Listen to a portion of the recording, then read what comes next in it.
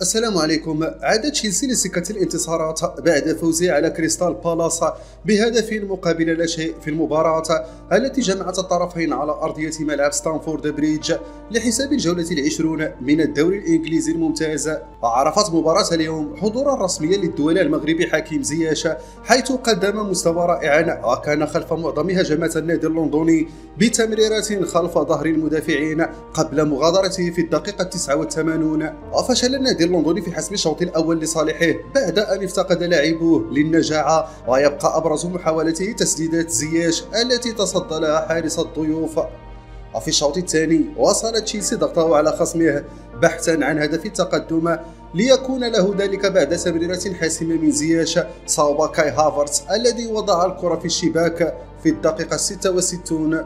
وبهذه النتيجة ارتقى تشيلسي للمرتبة العاشرة برصيد 28 نقطة، في حين تجمدت حصيلة كريستال بالاس عند النقطة 22 في المرتبة 12. إلى هنا نكون قد وصلنا إلى نهاية الخبر. لا تنسوا الاشتراك في القناة ودعمنا بلايك لتتوصلوا بكل جديد. إلى اللقاء.